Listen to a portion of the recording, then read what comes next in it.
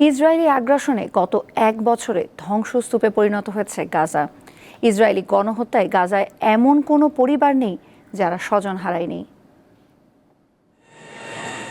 2023 সালের 7 অক্টোবর স্মরণকালে এমন পরিস্থিতির সম্মুখীন হয়নি ইসরায়েল।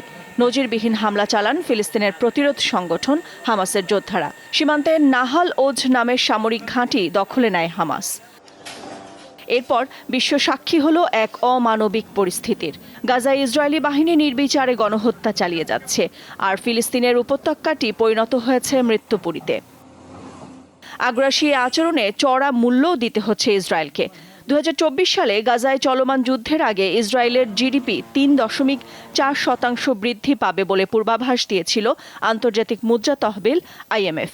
তবে এখন তা 1 থেকে 1.9% নেমেছে। অবরুদ্ধ গাজায় দীর্ঘ প্রায় 1 বছরের হত্যাযজ্ঞ চলাকালে ইসরায়েলি অর্থমন্ত্রী বেজালেল স্টোররিচ বলেন, ইসরায়েল তার ইতিহাসের সবচেয়ে দীর্ঘ এবং ব্যয়বহুল যুদ্ধের বোঝা বহন করছে। এই যুদ্ধ গাজার পরিস্থিতিকে অর্থনৈতিক ও মানবিক দিক দিয়ে চরম সংকটে ফেলেছে।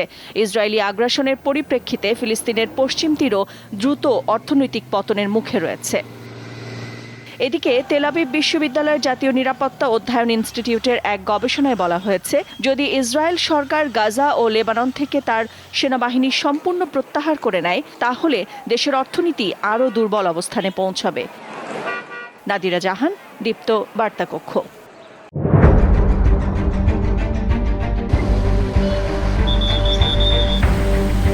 পুরা ঘরে আমার মালামাল সহ একবারে চাপা দিয়ে লইয়া পুড়ে গেছে। এটা মুখে বল দেখবে যাবে না যে রাস্তা কতটুকু যে ভাঙছে।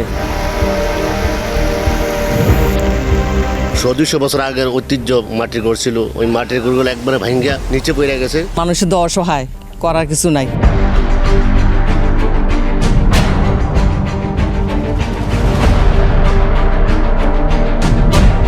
দীপ্ত সংবাদ, সবার আগে, জনস্বার্থ।